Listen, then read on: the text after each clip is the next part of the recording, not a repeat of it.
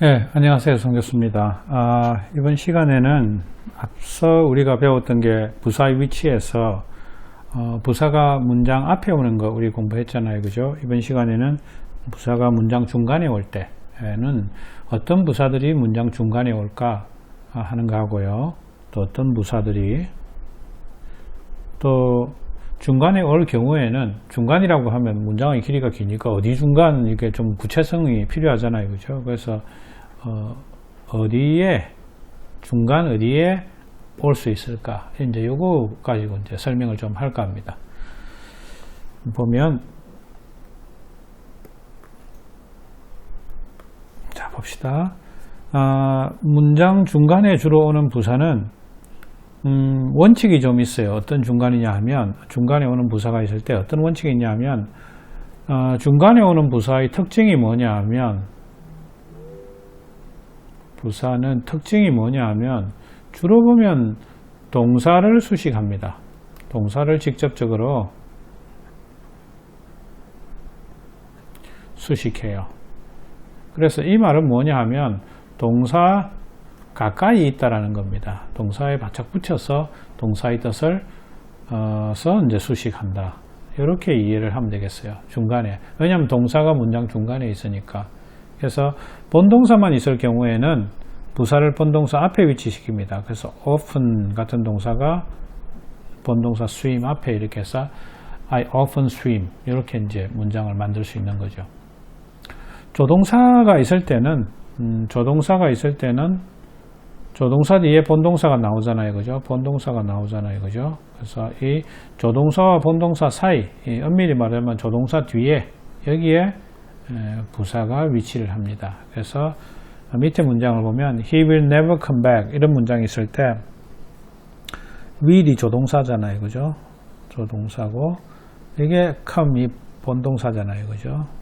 동사일 때 부사는 조동사와 본동사 사이에 이렇게 위치를 하게 되는 겁니다. 그래서 He will never come back 이런 문장이 만들어지죠. 자, 이제 정리합시다.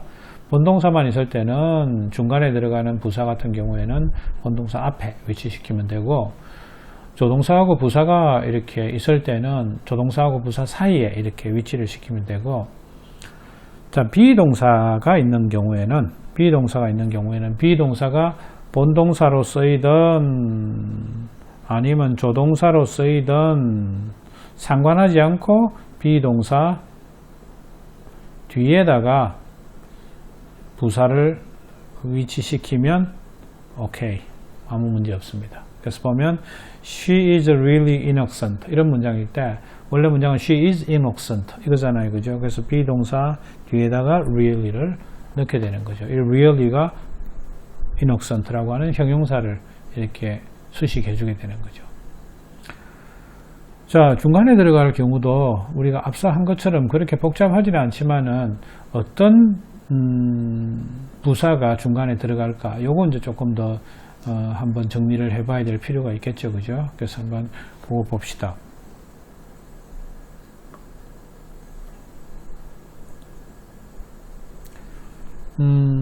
주로 중간에 오는 부사는 빈도부사, 불확정 빈도부사 혹은 개연성, 어떤 일이 일어날 수 있는, 요거 우리가 앞에 올 때도 이게 나왔던 것 같은데, 견해부사, 이런 부사들은 앞에 올 수도 있고 중간에 올 수도 있습니다. 우리가 그래서 often이라든지 perhaps라든지 probably 이런 부사들은 우리가 문장 앞에 오는 부사, 앞 시간에 우리가 강의했을 때 그때도 그대로 이 부사들이 나왔죠. 그죠? 이런 부사들이 문장 중간에도 올 수 있는 겁니다. 그래서 중간에도 올 수 있고, 정도부사, 이게 이제 중요해요. 정도라고 하는 것은 어느 정도로, 아주, 완전하게, 이런 것들은 동사의 어떤 정도, 혹은 또 형용사나 부사의 정도, 이런 것을 나타내잖아요. 그죠? 그래서 completely, 완전하게, almost, 거의, hardly, 거의 하지 않다, partly, 부분적으로, 이런 처럼 어떤 정도를 나타내는 부사들은 중간에 위치합니다. 요거 이제 하나 정도는 여러분들이 꼭 명심해 둬야 되겠죠. 그죠? 그래서 completely나 almost나 partly나 이런 것들은 주로 보면 문장 중간에 위치를 하게 되는 거죠. 그래서 여기 보면 he slept라는 문장이 있을 때 he hardly slept 이렇게 쓰는 것은 맞지만은 he slept hardly 이렇게는 쓰지가 않는 겁니다. 그래서 he hardly slept 이렇게 쓰는 거죠. 이렇게는 쓰지를 않습니다. 왜냐하면 이게 그 정도부사이기 때문에 어디에 주로 영향을 미치느냐 하면 이 동사에 바로 직접적으로 영향을 이렇게 자는데 어떻게 자느냐 이런 말이겠죠. 그죠? 자주 자느냐, 거의 자느냐, 아니면 뭐 거의 자지 않느냐 이런 말이겠죠. 그죠? 그래서 요 중간에 본동사 앞에 위치를 하면 되겠습니다. 양태라는 것은 뭐냐면 모양과 형태 요걸 붙여서 양태라고 이렇게 설명을 하고 있어요. 뭐 이름을 붙이고 있는데 제가 붙인 이름은 아니고 문법책에 보면 이렇게 양태부사 이렇게 나오니까 뭐 다른 이름을 안 쓸 수도 없고 남들이 써놓은 거니까 이제 이게 용어화돼 버렸어요. 용어화돼 버렸으니까 내가 마음대로 용어를 창조할 수는 없잖아요. 그죠? 그래서 양태부사라는 말을 쓰기는 씁니다만은 마음에 드는 이름은 아니에요. 그래서 이제 어쨌거나 양태부사는 모양과 형태를 언급하는 그런 부사이기 때문에 slowly 천천히, quietly 조용하게, suddenly 갑자기 이런 것들이 주로 모양이나 형태를 언급하는 거잖아요. 그죠? 이런 것들도 중간이나 혹은 뒤에 쓸 수가 있는 겁니다. 그래서 she walked 이거밖에 없는 문장에서 she slowly walked 중간에 쓸 수도 있고요. she walked slowly 이렇게 해서 뒤로 보내서 써도 문장은 오케이입니다. 이렇게 쓸 수도 있는 겁니다.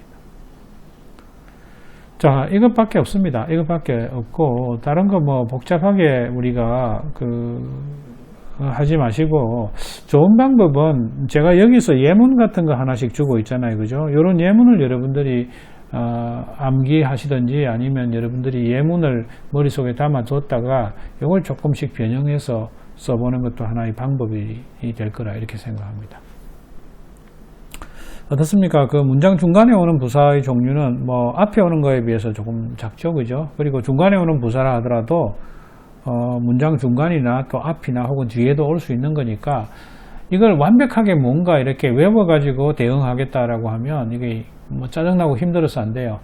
또 잊어버리기도 하고 다시 확인하고 이렇게 하면서 부사를 쓰다 보면 어느 순간에 여러분들이 문장에 대해서 좀 이렇게 쓰면 좀 자연스러워서 맞을 것 같네 라고 하는 그런 느낌을 받을 때가 있어요. 그래서 이건 시간이 좀 걸려야 되는 그런 겁니다. 그래서 당장에 뭔가 이걸 외워서 한꺼번에 해결을 해야 직성이 풀린다라고 하면 좀 힘들 거예요. 정신적인 스트레스를 너무 많이 받을 거고 그냥 지금 잊어버리고 있다가 또 문장을 계속 읽고 또 쓰고 하다 보면 어느 순간에 부사의 위치가 뭐라 이야기하지 않더라도 자연스럽게 여기가 좋겠다라고 하는 그런 순간이 옵니다. 저도 그렇게 왔고요. 그래서 중간중간에 이 부사는 어디가 좋을까 이런 거 레퍼런스 강의를 들여다보면서 중간중간에 이렇게 피드백을 해주면서 관리를 해가면 나중에 이제 시간이 좀 지나면 시간이 그걸 점차 해결을 하게 되는 거죠.